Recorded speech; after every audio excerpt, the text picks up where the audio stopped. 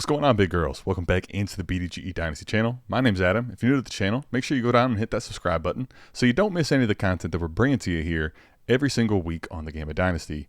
Now, as we're getting into the end of July, training camp has started, and it's starting to feel like football is close to getting back. And I've been doing a lot to get ready and prepped for this season here in 2024. Really excited for it. And a lot of the news that's going around in training camp sometimes can be a little bit over the top as far as really conjecture season. But we're going to get into a little bit of that. And what I want to do is kind of talk with you through some things I've been working on here.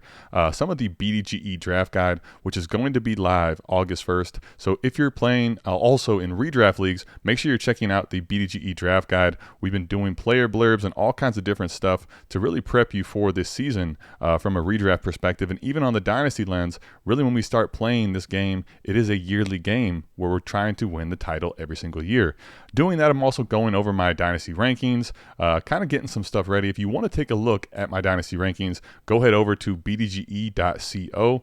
If you do that, become a Big Dog member where you get access to our Dynasty rankings, as well as some other stuff, some private Q&As that you can get with me, all this and that. So what I want to do is actually, as I'm going over my Dynasty rankings and really taking a look at what they are relative to ECR, what I actually wanted to do is kind of give you an idea of some players that I've gone over while doing my Dynasty rankings most recently that I'm seeing I really have a big disparity, or that I think are really kind of notable to talk about when we look at the Dynasty rankings that I have versus Keep Trade Cut. So what I'm going to do is go through 5 players that I think right now I'm definitely higher on than consensus in Dynasty and the reasons why. But before we get into all that, you already know what we got to do. Let's tuck them, man. Tuck these damn shirts in. Stop yapping. It's time to eat.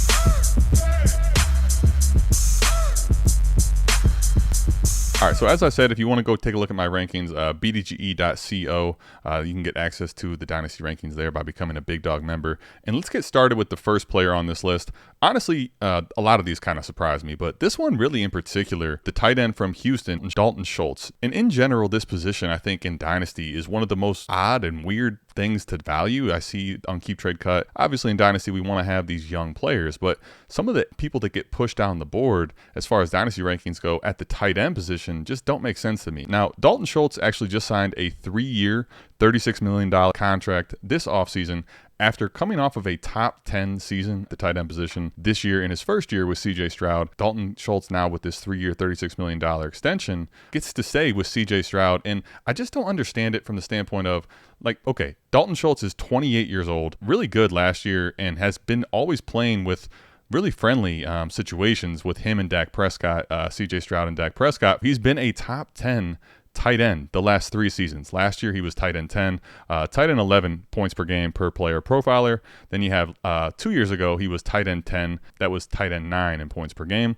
And then was tight end 3 the year prior with Dak Prescott and that Cowboys offense, and was 5th overall at the tight end position in points per game. And the crazy part is the community is basically as bullish as you could possibly be on quarterback CJ Stroud. Obviously, the addition here of Stephon Diggs coming into this wide receiver room, I kind of imagine plays a part of this. But you got Stephon Diggs as well as Tank Dell and Nico Collins. Last year, Nico Collins and Tank Dell both missed time. And even if all 3 of these guys are healthy, why would Dalton Schultz automatically be the odd man out? And why wouldn't all of those targets that are going to basically be keeping the defense's attention really all of a sudden make Dalton Schultz not a tight end that we want to have? And relative to what Keep Trade Cut has, he is tight end 19. 155th player overall in their rankings. Basically, when I take out all the draft picks in front of Dalton Schultz, he was actually like in the 170s, but he goes down to 155 when you remove all those first and second round picks.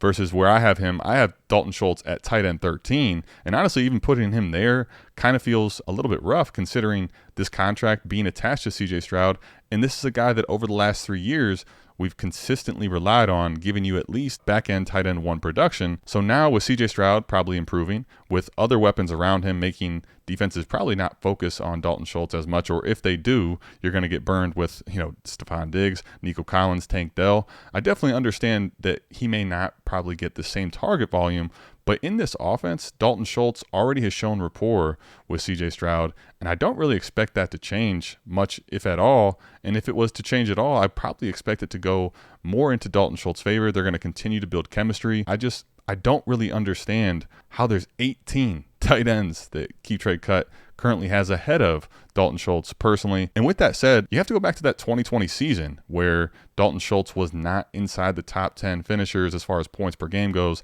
That year, he was actually tight end 16. But when you look at that 2020 season when Dalton Schultz was playing for the Cowboys, the really interesting part is that I was majority of the time with Andy Dalton, and Dak Prescott was only playing quarterback for them for the first 5 games of the year. He ended up leaving in that 5th game, had that really gruesome leg injury. Dalton Schultz, from a guy that was having a great start in that 2020 season, to with Andy Dalton, had a few different decent games, but for the most part was giving you nothing. I definitely understand some of these young ascending tight ends. You want to have them and prefer that. But for me, this is where in dynasty leagues, I feel like the tight end position is best for me to wait on, because if I can get a guy like Dalton Schultz theoretically at tight end 15 to 19, somewhere in there in drafts, or if I can actually trade for Dalton Schultz anywhere near some of these second round picks, that's probably a much better investment for me at a floor, just to try to keep up and keep pace with someone else that has a pretty nice tight end.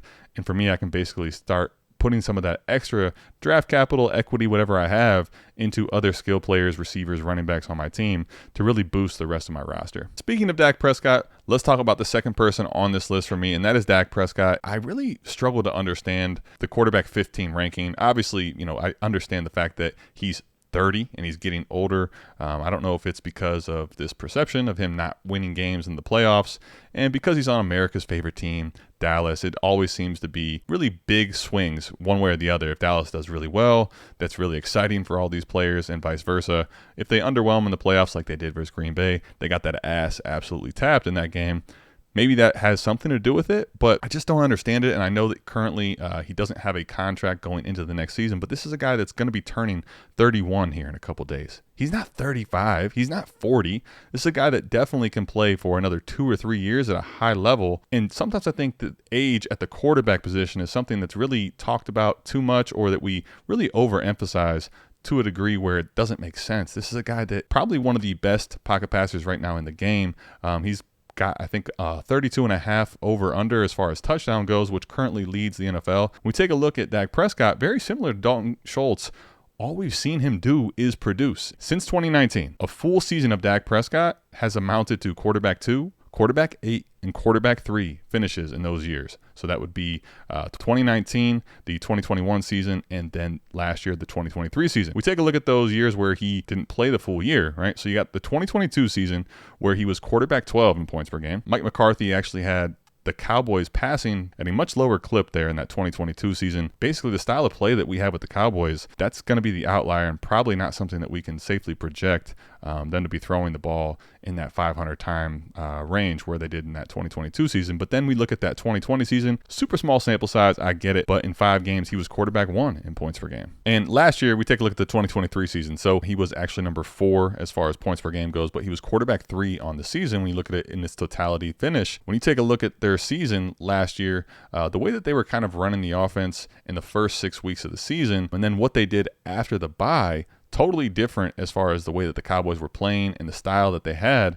They really started to, after the bye, really utilize number 88, CeeDee Lamb, and really featuring the offense through him, and started to push the ball downfield more, throwing the ball at a higher rate. And ultimately, Dak Prescott, from that point on, was the number 1 quarterback in fantasy football over that time. You're telling me over the last several years, all we know is that he's going to be inside of the top 12 in points per game. We can definitely confidently say right now the Cowboys do not project with Rico Dowdle and Ezekiel Elliott plan to run the offense in the way that they did in 2022.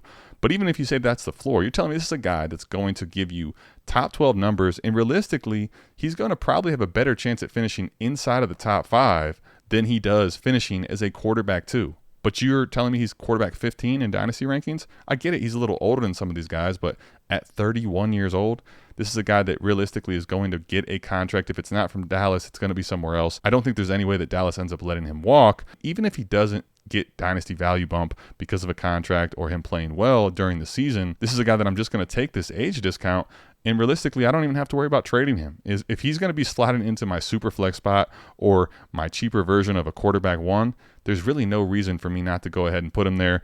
I currently have Dak Prescott as my quarterback 11 right now, overall player 23 on my dynasty rankings on BDGE.co, and right now on Keep Trade Cut, they have him overall player 36 and quarterback 15. So Dak Prescott is somebody that I would be drafting in the second round, the late part of the second round. So he's very realistically attainable in the third round, and basically Keep Trade Cut right now says that he's like a late third round pick. I just feel like that's way too much of a fall for Dak Prescott, and for me, I just constantly see Dak Prescott as someone that I don't really understand why his value's here, when he's going to be someone that we can definitely confidently project to produce now, and is not going to be like Aaron Rodgers, where he maybe has one season left before his career's over. Just doesn't make sense for Dak Prescott. Okay, now the third person that makes this list for me here that I have currently as my running back 8, overall player 44, versus what Keep Trade Cut says is running back 11, and that disparity doesn't sound like too much from a 3-spot difference, right? Running back 8 versus 11, but overall player 63, there's almost a 20-spot difference from me, where I would have Pacheco valued in my Dynasty rankings currently versus overall player 63, and that's actually after removing the picks in front of him, any of the first-round picks in front of Pacheco. And here's the thing with Pacheco, when you take a look at him in this Kansas City offense, this is a high-powered offense that in general, I just want to have pieces of, because I think the Chiefs are going to always be in the forefront in some of the most high-powered offenses that are going to be scoring a ton of points. I want to have pieces attached to that offense. Coming out of Rutgers, this is a very explosive big back that basically anytime he's been given opportunity has done really well with it. Outside of Isaiah Pacheco this year, there is absolutely nothing that you can point to on this running back room in general that's any type of a threat really in any way from Pacheco. Deneric Prince, this is an undrafted kid out of Tulsa. He also is a size speed freak. Player profile, I believe, has him comped to Zamir White. So that's interesting in and of itself. But with Deneric Prince, the crazy part is this is a guy that was an undrafted player and literally did not get a single carry all last year, right? So this guy basically, as an undrafted player, if you're not playing at all, there's a very decent chance you don't make the roster the next year. This is a guy that now, after doing nothing all last year, is contending for the number 2 overall running back spot on this team. And not saying that he couldn't do well if he was given the opportunity, but the point is this running back room is void of anything. Now, Jerick McKinnon is now gone. Jet McKinnon actually, over the last 2 years, has been a very decent weapon for Patrick Mahomes when healthy, and was a very good pass catching option for him. And over the last 2 years, Jerick McKinnon caught 81 passes for the Chiefs. And basically, when you take a look at Pacheco, this is a guy that's always been really good and efficient running through the tackles. He really is a violent runner. When you look at last year, right? So Jerick McKinnon, getting older, was a specialist for them, catching a lot of passes. When he missed time, Pacheco absolutely exploded in those games. When you look at these 4 games where he was the running back, kind of the featured weapon with Jet McKinnon out of the lineup. Week 12, they were at Las Vegas. Pacheco was the RB4 on the week. Then you had at week 13, they were at Green Bay the very next week, and Pacheco was the running back 8 on the week. Over 20 points in both of those games.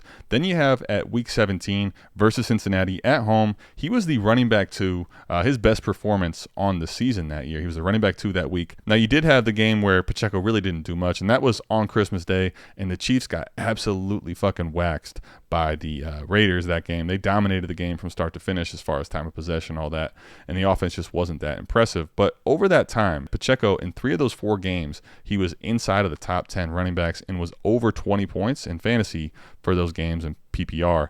The biggest thing to note, the exciting part about this, is essentially that Pacheco, with the pass catching role that he had, really thrived. So from those games, basically those 4 total games, he had 19 of his 20 targets that he caught. So he had 19 receptions over those 4 weeks. That averages 4.5 receptions per game.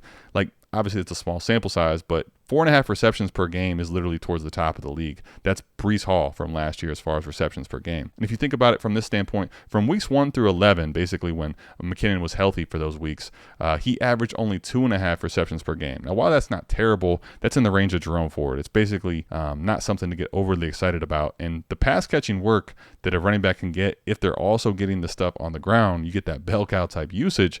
This is what's rare in fantasy football, kind of regardless of the situation. But then when you put it to a Chiefs offense, totally different. As I said earlier, Pacheco has been really good on the ground and really great with all the opportunities that he's been given in this offense. He was RB14 in points per game last year and only being used in this really high pass catching role for 4 of the weeks. But when you take a look this year, right, so you had 4.5 receptions per game over those 4 weeks, and then you had 2.5 receptions per game was his average from weeks 1 through 11.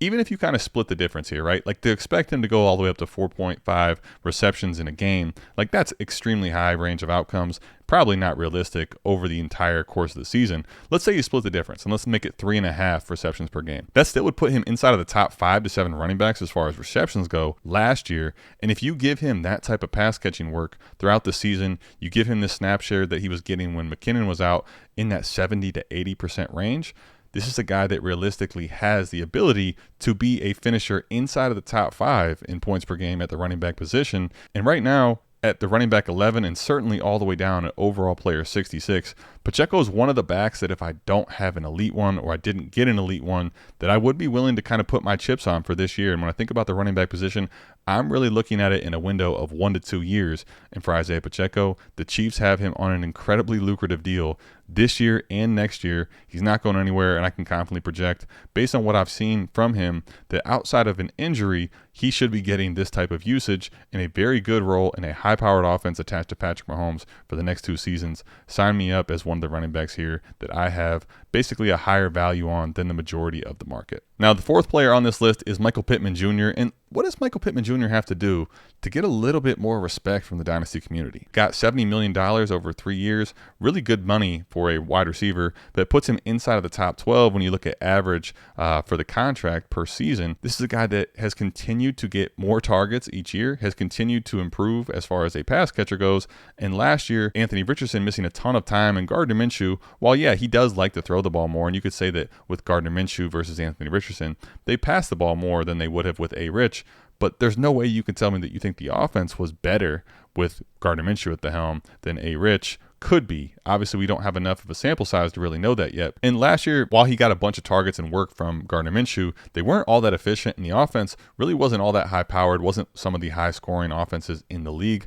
Anthony Richardson, I think, will help this offense take a step forward. Shane Steichen and what he likes to do with Anthony Richardson, with Jonathan Taylor being healthy, and for those guys playing together, is going to make the defenses entirely shift based on what we saw last year with the Colts and Gardner Minshew playing for the majority of the season. You take a look at Michael Pittman. This is a 6'4", 223-pound wide receiver. This is a guy that inside the red zone is a big target, and I think when you look at overall his touchdowns from last season, there's no way that this should be this low. I think there's some positive touchdown regression coming for Michael Pittman, who last year only had 4 touchdowns on 19 red zone looks, which was inside of the top 10. So this is a guy that I think positive touchdown regression is definitely coming for. When we take a look at Shane Steichen, this offense, let's even say that it is a run-heavy offense, which realistically it should be. But take a look at that 2022 Eagles season, right? The 2022 Eagles with Shane Steichen and Jalen Hurts at the helm and a run-heavy offense. They were actually 23rd overall that season as far as pass attempts go. But what did they produce?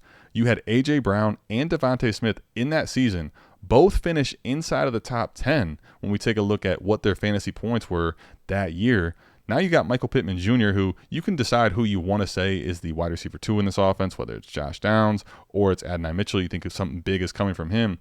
Regardless, there's no way that you can confidently tell me with any sort of certainty that those two are going to become the alpha in the offense. The alpha in the offense is clearly Michael Pittman Jr. And if I can show you Shane Steichen getting 2 receivers on a team that's a little more run heavy inside of the top 10 in fantasy, why is Michael Pittman not somebody that's a candidate to get inside of the top 12, 10 as far as fantasy goes? Last year, he was number 14 in fantasy points per game, and this is a guy that right now Keep Trade Cut has as the wide receiver 20, overall 50 when you take out the 2 first-round picks in front of him, versus where I have him as wide receiver 14 and overall 35th player in my Dynasty rankings. I just think Michael Pittman right now is being slept on in Dynasty as far as not really being a true alpha. I don't really know what you want. This is a guy that's got 129, 141, and 159 targets in the last 3 years. Even if you tell me that number is coming down, he's definitely going to be the alpha on this team. I think there's higher touchdown upside to be coming from this offense here. And with all that attention that defenses are going to be having to give to that run game of A-Rich and Jonathan Taylor, Michael Pittman Jr. might be more efficient. And basically when you take a look at last year, there was a lot of meat left on the bone as far as it goes for fantasy scoring. All right, and the 5th and final player on this list, we're going to do a deep dive here. He's outside of the top 200 overall players on Keep Trade Cut, even when you take the picks out in front of him so that we can compare apples to apples to my Dynasty rankings. This is overall player 203 for Keep Trade Cut, and he's currently right now running back 56.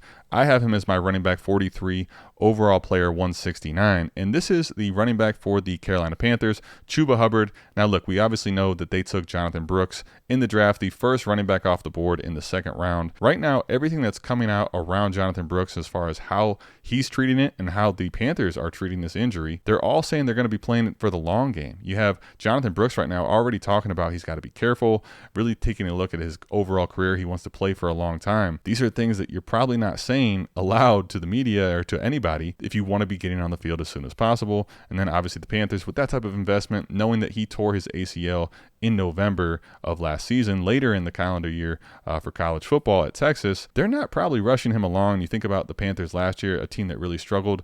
They're trying to make some improvements on this team, and Jonathan Brooks, coming off of this ACL, we have no timetable for his return, was the last update that we have here. And even when they do bring him back, it's probably going to be brought along slowly. But let's take a look here. The Panthers, they bring in Dave Canales, but what did they do in this offseason, right? One of the first moves they make is they go out and make a huge splash at the guard position. Guard in general is not a overly high paid position. They went out and got Robert Hunt, and Robert Hunt is one of the best guards in football from both the pass blocking and run blocking standpoint, one of the highest on PFF, and they gave him a 5-year, $100 million contract. Average of $20 million a year is tied for third in the NFL. It's actually tied with Quentin Nelson, who has been regarded as one of the best guards in football for quite some time. You pair Robert Hunt with Taylor Moton, who on that right tackle spot's actually pretty underrated, probably one of the best right guard and right tackle duos in football. And I want you to take a look at this quote here from Dave Canales, talking about what they really were trying to do here in free agency. So let's build this thing inside out. He was priority number one in free agency to say, okay, we're going to have an attitude about how we play football. How do you show toughness? How do you show attitude? You run the football. So we're going to get the best guard in football. To me, people talk about talking about the 49ers left tackle Trent Williams as a tackle. You talk about Robert Hunt as a guard, basically saying that the same way you talk about Trent Williams and being that great of a tackle, that's the way you talk about Robert Hunt being a guard. And he says that starting with him up front was a huge get for us. And you think about that for me with Dave Canales coming over, definitely being a upgrade to this offense, at least we hope so, given the pieces and what he did in free agency, talking that highly of Robert Hunt. Not that that's a surprise, but talking about how he wants to run the football. Who's that going to be? Miles Sanders last year was really terrible. At this point, Chuba Hubbard was the running back of choice. Actually has been very good as far as running goes the last 2 seasons. And realistically, without Jonathan Brooks having a timetable for return, this is a guy that I think is going to get the primary usage as the running back position. And you're getting him basically outside of the top 50 as far as running backs go. At the end of this season, his contract is up. So let's even say that they start to bring in Jonathan Brooks. He's not going to right away get a ton of work. This is a guy that's going to start to be eased in. And even at the end of the year, if Jonathan Brooks is kind of now getting, let's call it half of the workload, or they even start giving him 60%, I don't know that his body's going to be ready for that. But if that's the case, I'm looking at right now, given all this upgrade and improvement in the offense, Chuba Hubbard probably being the primary work running back, at least for the start of the year. The way that I'm building my teams, if I have a light running back room, I can basically pencil Chuba Hubbard in as my running back 2 spot if needed early on in the season. We'll see what the season brings as far as when Jonathan Brooks returns. But realistically, if Jonathan Brooks is the reason that he's not getting as much work later on in the year, and you can point to Chuba Hubbard having another solid year of production coming off of this contract and going into free agency, at that point now, in next season, I'll be able to probably have him go into some other contract with a new team where he's probably going to be joining a committee. He's probably not going to be the primary ball carrier for some other team next year, but I'm already way ahead as far as what his dynasty value goes outside of the top 50 running backs, outside of the top 200 players. If he was just to give me, let's call it a half of the season as the primary ball carrier for the Panthers, and at this point, what is there really to lose? If you have a player that you're drafting outside of the top 175 and he busts for you, there's going to be the majority of players that are doing that. But this is one of the few guys that I think you're able to draft this late in drafts that you can confidently project to get at least half of the work up front in the first part of the year, and probably more at this type of a price. It just doesn't make sense to me. Obviously, Dynasty, we're playing for the long haul, but at the running back position, I'm really looking at that position as a 1 to 2 year window max. And when I look at what his value is as far as what it can be in production for the next year or two, Chuba Hubbard, the 5th person on this list as far as disparity goes, I'm higher on him than consensus. That's all I got today. Let me know what you thought of these 5 players. Do you agree or disagree with where I have them in Dynasty or where Keep Trade Cut and the majority of people that are clicking Keep Trade Cut are saying these players are valued? Let me know what your thoughts are on these players in the comments down below. If you want to go check out my rankings or some of the other things we're doing at BDGE, make sure you check out bdge.co, and I'll see you back here, same time, same place next week, talking more Dynasty strategy and trades. I'm out of here. Peace.